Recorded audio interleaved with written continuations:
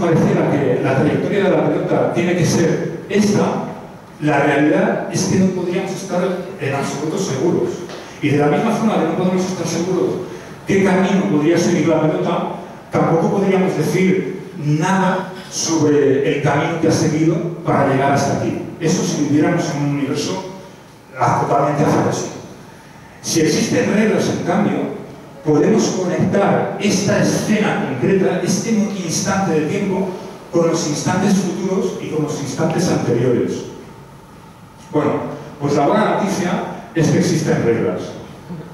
La mala noticia es que no es suficiente. Aquí pide paso un viejo amigo. ¿Está usted seguro, joven? Esto es lo que me diría Laplace si me estuviera escuchando ahora mismo. Y yo le respondería esto. Sabía que te llevarías un disgusto, Pierre. Bueno, Laplace era un físico francés que llegó a decir, tenía una visión, lo que hoy llamamos una visión mecanicista del universo. Laplace llegó a decir que si existiera una mente muy poderosa que pudiera medir, que supiera con precisión, voy a volver hacia atrás, que supiera con precisión el estado de todas las partículas que forman el universo, su posición y su velocidad, entonces podría ver el futuro con toda precisión y el pasado con toda precisión.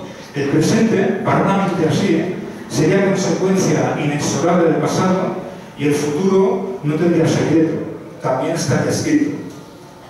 Esa es la visión que tiene Laplace del universo. Esta visión a la que llamamos mecanicista, es una visión tan radical del universo, tan extremadamente radical, que incluso si de Rosaliani hubiera quedado más que lo que ha quedado de las víctimas de la erupción del Vesubio que destruyó Pompeya, incluso en ese caso tremendo, la respuesta sería sí, podemos resucitarlas. ¿Por qué? Pues porque podríamos medir la posición y la velocidad de todas las partículas que forman el universo y volverlas hacia atrás. Sería un problema tecnológico fabuloso, pero existiría la posibilidad real de resucitarlas, aunque fuera un problema tecnológico tremendo. Stephen Hawking expresa esta idea de una forma brutal al decir: al quemar la enciclopedia no es que desaparezca la información, solo es más difícil de leer. Efectivamente, quemamos una enciclopedia, ningún problema, la información sigue estando ahí, el problema es que es francamente más difícil de leer. Precisamente lo que quiere decir Stephen Hawking con esta frase es lo que acabo de decir yo. Medimos posición y velocidad de los átomos y hacemos correr hacia atrás el tiempo hasta el momento en el que ocupaban sus posiciones en el papel de la enciclopedia que hayamos quemado. Ya está, ¿qué problema hay? Un problema tecnológico que puede ser muy grande, pero es un problema tecnológico. A esta visión, ya lo he dicho antes, tan radical, la llamamos mecanicista. Esto es una fotografía de la biblioteca de Sarajevo, como quedó después de la guerra de Bosnia, donde se quemaron ciertamente muchos libros, lamentablemente. Bueno, pues esta visión mecanicista del universo hay que matizarla, y es un matiz muy importante. Primero, hay que hablar de la medida. Hay que prestar mucha atención a este concepto. ¿Qué es medir? Medir es interaccionar con el sistema que queremos estudiar y asignar un número como resultado de esa interacción. ¿De acuerdo? Es muy importante tener claro que esto es un proceso, esto es una idealización. Cuando asignamos un número al sistema, estamos idealizando el sistema. En la naturaleza no hay una posición con infinita precisión o una velocidad con infinita precisión. El universo lo único que necesita es interaccionar, no necesita interaccionar con infinita precisión. ¿De acuerdo? Esto es importante tener claro que el proceso de medida es un proceso de idealización, que a cada medida en realidad le asignamos un número, pero también lleva asociada un error. Esto no estoy diciendo nada nuevo, pero cualquier persona que se dedica a la investigación lo tiene clarísimo esto. Resumiendo, las letras con las que se escribe el universo solo se pueden leer borrosas. Esta es la idea fundamental. Nuestros aparatos de medida nos dan esto, pero es importante tener en cuenta que en realidad existe esto, siempre. Y esto es un matiz importante porque hoy en día sabemos, esto, a ver, Laplace también se lo puede imaginar, pero tenía la esperanza de que esta incertidumbre inicial no fuera muy importante. Pero hoy en día sabemos que sí que es importante. Sabemos que hay básicamente dos tipos de sistemas en el universo. Y esta es la segunda matización. Hay sistemas a los que llamamos sistemas lineales, sistema lineal, en los que esta pequeña incertidumbre inicial no tiene mucha importancia en la evolución del sistema, y hay sistemas en los que sí tiene mucha importancia. Son sistemas en los que el estado inicial, esta pequeña imprecisión inicial, rápidamente da al traste con nuestro conocimiento de la posición futura del sistema. Esto, bueno, es un gráfico en el que he representado de alguna manera en el eje horizontal el tiempo, y en el eje vertical pues, viene a representar, sería el estado del sistema. El estado puede ser una posición, puede ser una velocidad. Estos últimos sistemas se llaman sistemas caóticos.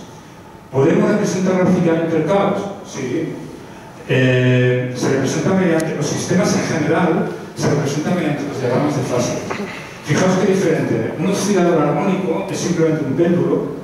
El diagrama de fase de un péndulo es este de aquí. Fijaos que las líneas se dedican a recorrer caminos perfectamente previsibles y ordenados. En cambio, en los diagramas de fase de los sistemas caóticos son mucho más interesantes, ¿verdad? Este es un sistema, es la representación gráfica de un sistema caótico que a la que llamamos mariposa de Lorentz. Y fijaos que hay lugares del sistema en los que las líneas van bastante ordenadas, como en este caso, pero hay puntos en los que divergen muy rápidamente. Y de repente el sistema está por aquí y puede saltar a un comportamiento totalmente distinto. Si observamos si ampliamos este esquema, vemos que hay líneas que parten de puntos indistinguibles, porque son puntos indistinguibles, y de repente lo que parecía una única trayectoria diverge rápidamente, diverge exponencialmente, y en poco tiempo podemos tener comportamientos totalmente diferentes. Es importante este comportamiento porque no debemos olvidar que cuando asignamos un número al estado del sistema, en realidad es como si estuviéramos asignando todo un conjunto de valores. Y claro, esto que parece un punto es en realidad un conjunto de valores, y debido a eso en realidad no sabemos muy bien dónde está el sistema, y podemos encontrarnos con que nos vayamos por allí o por allí. Bueno, esto, como ejemplo de todo esto, quería hablar de un sistema muy divertido, que es el problema de los tres cuerpos. Si vosotros en casa queréis probarlo, pues, he utilizado para preparar esta charla, aquí quería conectarme a internet y hacer la simulación en vivo y en directo, pero como vamos un poco justos de tiempo, pues voy a abreviar. Pero de todas formas, que sepáis que si ponéis en Google Colorado Simulations, pues os saldrá la página donde he encontrado esta simulación. Es una captura de pantalla de un simulador del problema de los tres cuerpos. Fijaos en estas columnas de aquí. Fijaos, tenemos tres cuerpos, 1, 2 y 3. Cada uno con una masa diferente, una posición con una serie de posiciones asignadas. Y fijaos en esta columna de aquí, 9, 160 y 100. En esta primera configuración, los tres cuerpos empiezan a moverse. Este cuerpo de aquí, el tercer cuerpo, orbita alrededor del segundo, aparentemente sin problemas. Va trazando la órbita. Estos dibujos que se ven aquí son resultados de las órbitas, y parece ser que va corriendo el tiempo y parece ser que no hay problema. Van danzando los tres cuerpos el uno alrededor del otro, sin aparentemente problemas. Perfecto. Pues resulta que si cambiamos la posición del primer cuerpo solo en una unidad, fijaos lo que pasa. El comportamiento es totalmente diferente. Y fijaos que el tiempo, ya en menos tiempo, ya aparecen órbitas extremadamente muy diferentes, iba a decir extrañas, pero no son extrañas, son las que son diferentes a las del caso anterior. Fijaos que para empezar, el tercer cuerpo ha empezado orbitando alrededor del segundo y ha habido un momento en que ha orbitado alrededor del primero, luego se ha ido de excursión, parece ser que fuera del sistema, pero luego ha vuelto, aquí lo tenemos orbitando y de hecho, un poco después, se produce una colisión, se produce una interacción catastrófica. Veis que aquí la línea se corta, eso es porque se ha estrellado contra el segundo cuerpo. Y solo hemos cambiado una unidad. Esto es típico de los sistemas caóticos. Cambiamos un poquito y el comportamiento es totalmente distinto. Esto también lo podemos ver hacia atrás en el tiempo. Si nosotros vemos que el estado del sistema es este, si nosotros hacemos una medición, una observación, y decimos, bueno, el estado del sistema es este, claro, representa un cuadrado porque siempre tenemos que asociar un error a nuestra medida.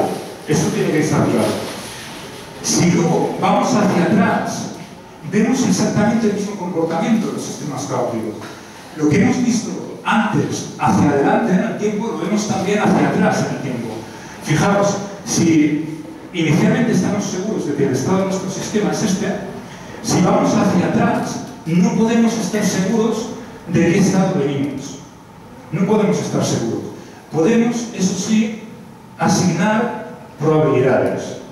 Que sepamos que el sistema se encuentra en este estado no significa que sepamos con certeza de qué estado previo viene.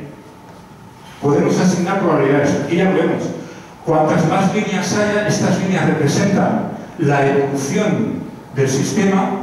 Cada uno de los puntos que forman esta línea sería un estado diferente del sistema. Cuantas más líneas haya en los cuadrados, pues más probable será que provenga de ese estado. Este estado es más probable que este de aquí, pero no podemos estar seguros. La certeza no existe. Muy bien, esto es importante, todo esto que estoy contando, porque si Boltzmann midió la entropía como una forma de ignorancia, hoy en día sabemos que en realidad nuestro conocimiento tiene unos ciertos límites. ¿De acuerdo? No es que no podamos leer el camino de vuelta, es que no existe camino de vuelta. Acordaos lo que he dicho antes, el universo no necesita interaccionar con infinita precisión, necesita interaccionar, simplemente. Y eso significa que si nosotros tenemos un sistema en el laboratorio y controlamos todas las variables e intentamos reproducirlo, pues si es un sistema caótico, no podemos estar seguros de que vamos a observar el mismo comportamiento, ni hacia adelante en el tiempo, ni hacia atrás. Y de hecho, cuando estaba preparando la presentación y quise volver a jugar con el simulador, obtuve resultados un poco diferentes y me quedé bastante de piedra, porque pensé, a pesar de todos los años que llevo estudiando este tipo de cosas, me quedé de piedra, porque pensé, ¿cómo puede ser que meta los mismos números en el ordenador y el resultado sea totalmente distinto? Y estuve un buen rato intentando entender lo que pasaba. Y lo que pasaba es que había cambiado la resolución de la pantalla, y al cambiar la resolución de la pantalla ya no podía reproducir lo que había observado inicialmente. Eso con un sistema lineal probablemente no me hubiera pasado. Los sistemas caóticos es lo que tienen. Y de hecho, a Lorentz, el de la mariposa de Lorentz, uno de los científicos que introdujo todos estos conceptos, le pasó lo mismo que a mí en los años 50, cuando estaba estudiando el clima. Intentó reproducir unos datos, utilizó menos decimales de los que había utilizado el ordenador y el comportamiento que observó era totalmente diferente. Se quedó extrañadísimo y empezó a investigar lo que pasaba. Y como consecuencia de esa sorpresa, desarrolló todo, bueno, en parte como consecuencia de esa sorpresa y en parte por todos los años que llevaba trabajando, pues acabó desarrollando en buena medida la teoría del caos. Bueno, la idea fundamental es que el universo olvida el pasado y evoluciona sin que esté sellado el futuro. La conclusión de todo esto es que habrá enciclopedias que jamás podremos volver a leer. Por ejemplo, la realidad, claro, nuestra capacidad de predicción y de volver hacia atrás en el tiempo dependerá del sistema concreto que usemos, dependerá de nuestra capacidad de predicción, de nuestra capacidad de medición y dependerá del tipo de sistema que tengamos, que estemos estudiando. Se me ha olvidado decir antes que la mayor parte de sistemas que forman nuestro universo perder toda la esperanza porque no son lineales. Lo normal es que sean caóticos. Esta charla mismo es un ejemplo del sistema caótico. Si ahora me hicierais preguntas, hoy, por ejemplo, podríamos acabar hablando de la cría de escarabajos en Saturno y otro día, pues podríamos acabar hablando de cerveza o de otra cosa que en principio fuera más fácil de predecir. Es otro ejemplo más de sistema caótico. Entonces, la realidad es que habrá enciclopedias que no podremos volver a leer nunca. Por ejemplo, esta imagen es un arqueólogo que trabaja en Pompeya y que estudia los restos mortales que dejó la erupción del año 79, cuando sepultó el flujo piroclástico, sepultó a buena parte de la población, toda la población que no había habido, la sepultó y quedaron sus cuerpos también de alguna manera congelados en el tiempo.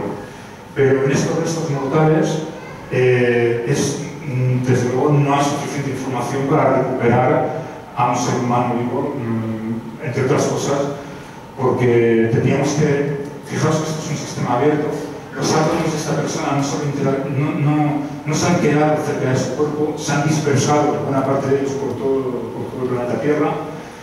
Necesitaríamos realizar un trabajo de recopilación de información absolutamente inimaginable y probablemente pues, sería absolutamente imposible, ¿no?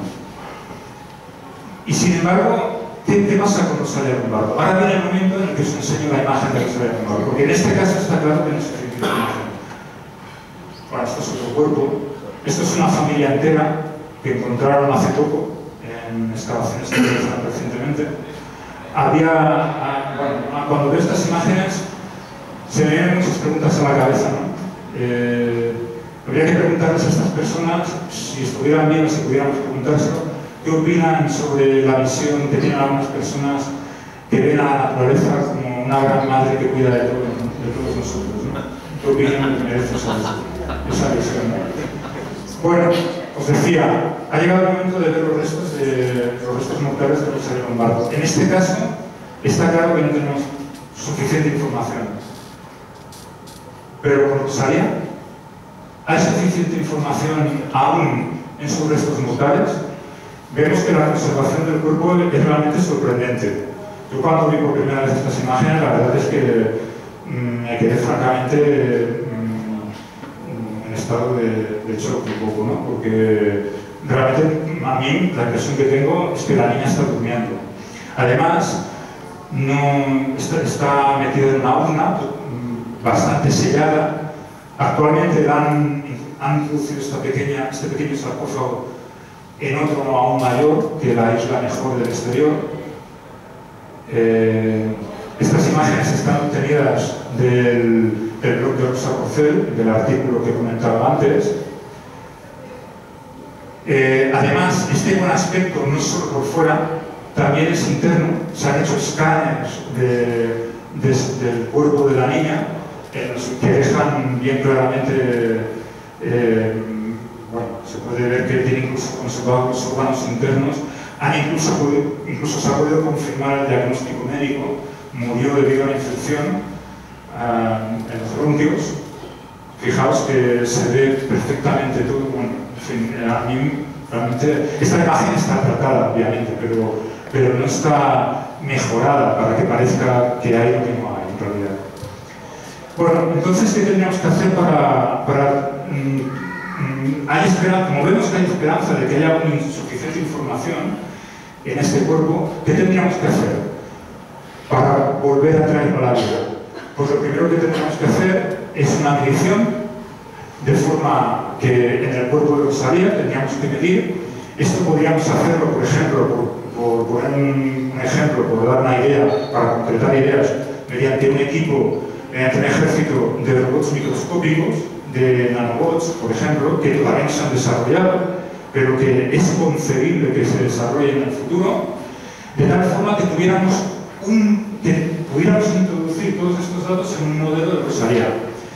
Es decir, lo que estoy diciendo es que tendríamos que hacer una foto. Como cuando hacemos una foto moderna, esa foto moderna es lo que tendríamos que hacer con el cuerpo de Rosalía. Habría que hacer una foto de Rosalía. Y luego esta foto, con todos estos datos, tendríamos que aplicar un modelo que nos dijera qué es lo que pasó en el cuerpo de Rosalía durante la infección, al morir, y durante este largo periodo que ha pasado en las catacumbas de los capuchinos, y con ese modelo aplicar un cálculo que nos permitiera volver hacia atrás en el tiempo y obtener el estado de Rosalía en 1920.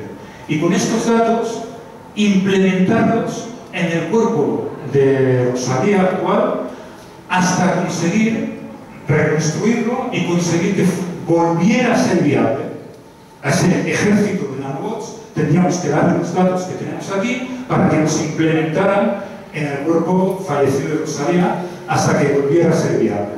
Evidentemente esto es una visión muy bonita de la realidad, porque aparte de problemas tecnológicos, pues necesitaríamos un modelo del cuerpo humano y del proceso sufrido por Rosalía.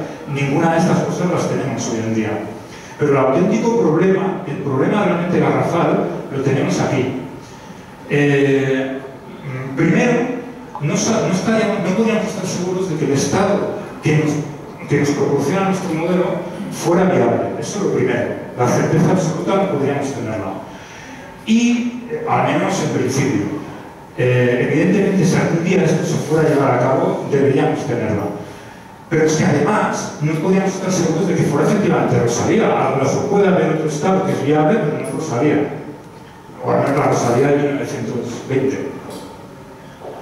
Y luego, aparte, ya para acabar, esta diapositiva la he dejado en blanco a propósito, porque hay un detalle muy importante que me gustaría comentar. Desde luego, la Rosalía que podría haber sido en 1920 ya nunca jamás será, porque esa persona que podría haber sido solo podía haber sido en el entorno en el que estaba creciendo. Si Rosalía, por algún medio tecnológico, consiguiéramos traerla con vida de nuestra época, se desarrollaría una persona diferente. El entorno haría que fuera una persona diferente. Imaginamos lo que sería explicarle a esa persona de dónde viene. Si los padres creen que es difícil explicar de dónde vienen los niños, pues imagínense explicarle a Rosalía lo que le ha pasado. En fin, no sé, es una idea que me viene a la cabeza, ¿no? Evidentemente esa persona ya no se desarrollaría como se hubiera desarrollado a partir de 1920 si se hubiera curado de la infección. Pero bueno, esto en realidad nos pasa a todos. Todos nosotros somos fruto de unas circunstancias determinadas y no de otras que podrían haber sido. Puede que estéis pensando que he exagerado un poco al hablar al comparar sistemas biológicos con mecanismos y al decir que la vida depende únicamente de relación entre letras, entre átomos. Pero la realidad es que cuando observamos las células detenidamente, lo que observamos, lo que vemos, son motores, un montón de motores moleculares en funcionamiento. Y como ejemplo, tenía más preparados, pero para resumir, me gustaría que observarais estas dos imágenes. Esto está ocurriendo en nuestras células ahora mismo. Esto es una proteína que se llama kinesina, que existe en todas las células eucariotas, que son nuestro tipo de células, y que su única función es la de transportar. Transportan vacuolas. Las vacuolas son estas bolsas, estos compartimentos que hay dentro de la célula, y estos tubos que se ven aquí forman parte del esqueleto interno de todas nuestras células. Este tipo de moléculas son las que sostienen la vida por dentro. También podríamos hablar de la bomba de protones en nuestras membranas o de tantas y tantas otras cosas, que yo no soy experto en ellas porque no soy biólogo, pero me quedo con la idea de que es la relación entre las letras, entre los átomos, el auténtico cimiento de la vida. Bueno, para acabar, a ver si ya acabo, me gustaría acabar recordando que ocurra lo que ocurra en el futuro, donde hay ciencia y esperanza. Y finalmente, dar las gracias a todos por haber venido, por haber tenido paciencia en toda esta charla y pedir disculpas a los organizadores porque me he pasado un poquito de la hora.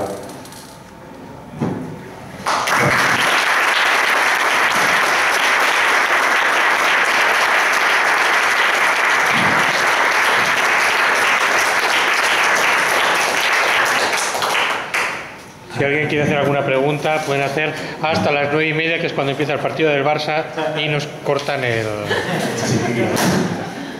Porque a nivel de los recuerdos y pensamientos de esa persona, eso no se recuperará nunca. Bueno, estamos hablando de una niña de 2 años, entonces podemos aprovechar, esta pregunta es muy interesante, podemos aprovechar para preguntar cuántos de nosotros tienen recuerdos de antes de 2 años de edad. Podría ser que alguien tuviera, no digo yo que sea imposible, pero yo, lo que yo recuerdo, los primeros recuerdos que tengo son a partir de los 3 años de edad más o menos, lo primero que yo recuerdo. Entonces, de hecho, los 2 primeros años de vida son muy interesantes porque el cerebro de los seres humanos, probablemente el de otros primates también, no sé, pero el de los seres humanos sufre un crecimiento brutal en las conexiones neuronales. Las neuronas se están conectando todas a lo loco y a partir, llega a un máximo alrededor de los 2 años de edad y a partir de esa edad empieza la poda, lo que los expertos llaman la poda. A mí me parece un buen nombre, porque este proceso consiste en reforzar algunas conexiones y en perder otras. O sea, hay algunas de esas conexiones que se van perdiendo. Es decir, lo que quiero decir es que el cerebro de esa niña estaba en un momento crítico de su vida. Estaba probablemente en un máximo de conexiones y a partir de ese momento, según las experiencias que iba a ir teniendo en los años posteriores, pues se iba a ir configurando. Era realmente como iba a sufrir un proceso de cableado. O sea, bueno, el proceso de cableado lo había sufrido, pero lo que iba a sufrir era un proceso de poda, de modelamiento. Era como si tuviera un bloque de mármol en bruto y las experiencias fueran a ir picando poco a poco en ese mármol hasta esculpir una obra de arte a lo que llamamos ser humano, ¿no? Entonces, claro, recuerdos, yo no sé si sabía, y es también en parte... Pero en otros casos que adultos están congelando también, ¿no? Sí. Se puede aplicar todo lo que has explicado hoy, ¿no? Exacto. Estos adultos sí que tienen pensamientos. Exacto. En este caso, la gran pregunta es, bueno, es un poco lo que explicaba en la charla, estas personas se congelan con la esperanza, claro, hoy en día lo que se hace no es sufrir un proceso de embalsamamiento, sino un proceso de congelación. A mí el proceso de congelación me parece mucho más frágil, para empezar, una congelación muy agresiva con las células. Entonces, eso ya para empezar, para continuar, en el momento en que el sistema de congelación pierda energía y se descongela el cuerpo, pues se va a dañar, probablemente irreversiblemente. Pero supongamos que todo vaya bien, es un misterio total si vamos a tener algún día un modelo, o sea, lo que explica en la charla, en este esquema, necesitamos un modelo, o sea, vamos a tener algún día un modelo que represente un cuerpo humano entero y que nos diga qué es lo que pasa, no en un proceso de embalsamamiento, sino en un proceso de congelación, porque lo necesitamos. Antes de volver a la vida a esas personas, esto no va a ser sencillo, no va a ser, bueno, pues les pongo a fuego lento y que se vayan descongelando. No. Esto no va a funcionar así. Bueno, supongo que no va a funcionar así. De hecho, lo que sabemos seguro es que si se hace eso, pues vamos a volver al estado que teníamos previamente, que es muerto. Entonces, claro, hay que hacer algo más. Para hacer ese algo más, pues necesitamos un modelo, al menos si trabajamos con un poco de seriedad.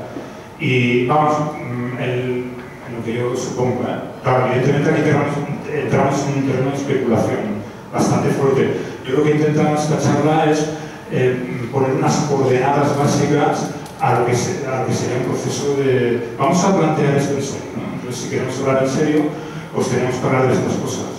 Luego el futuro seguramente pues, nos va a sorprender a todos, ¿no? De una manera o de otra. ¿Nadie más tiene una pregunta? Adelante.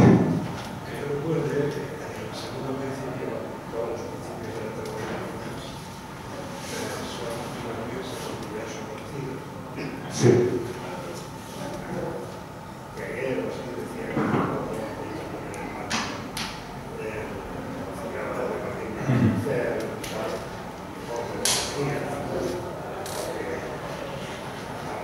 el universo conocido parece ser que la energía y la materia que conocemos son el 5% aproximadamente del total del universo. El resto es materia oscura y energía oscura. Normalmente,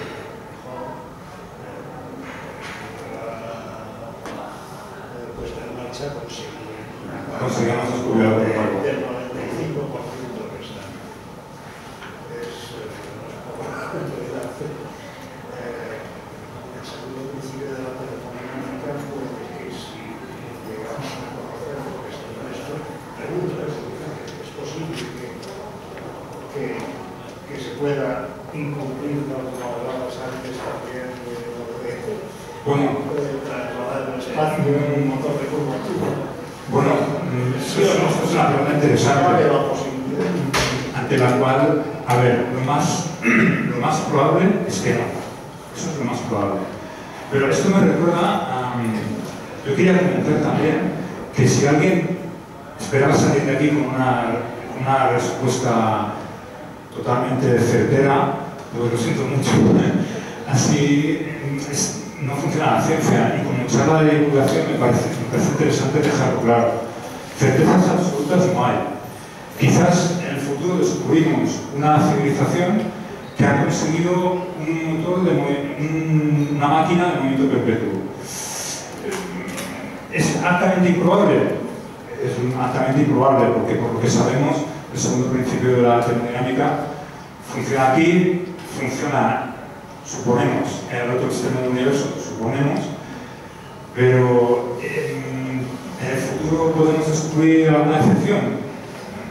Pues, hombre, claro, no nos movemos con certezas absolutas. A mí, de hecho, yo estaría encantado que alguien construyera una máquina de movimiento perpetuo. No tendría ningún problema con ello.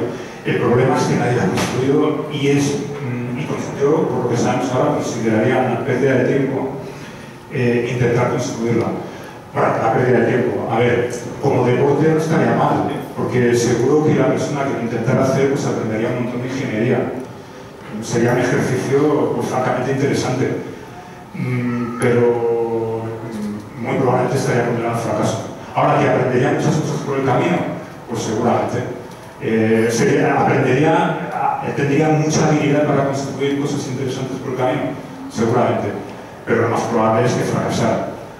Que en el futuro a lo mejor descubrimos una civilización extraterrestre mucho más avanzada que a lo mejor lo ha conseguido, porque resulta que ha conseguido sumergirse tan profundamente en las leyes del universo que incluso son capaces de modificarlas en un entorno local. Podría ser, podríamos concebirlo, ¿no? Una civilización que en un entorno local creara unas leyes nuevas del universo. Y entonces, según esas leyes nuevas, pues podrían existir las máquinas de movimiento perpetuo. ¿Quién sabe? Pero desde luego nadie ha conseguido idear ningún mecanismo que permita las máquinas de movimiento perpetuo, ni ha conseguido construir una máquina de movimiento perpetuo, igual que los motores de agua, tampoco existen por el mismo motivo, porque violan las leyes de la termodinámica. Había una pregunta por aquí, ¿sí?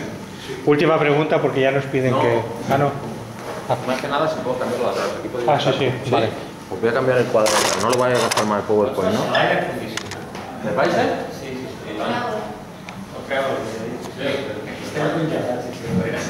Ahora me pasa frío. Lo siento, está ahí con unos nervios, un calor que ya me parecía, porque veía a la gente así como muy abrazada, que se ha colocada y pensaba, aquí hace frío. Pero bueno, lo siento, si alguien sale de aquí con un resfriado, tomad antibióticos, si hace falta, por favor. Adelante. No, solo es porque has explicado, al hablar del problema de los tres cuerpos, Sí. daba la impresión Sí. de que eso acaba siendo un movimiento caótico o semi-caótico.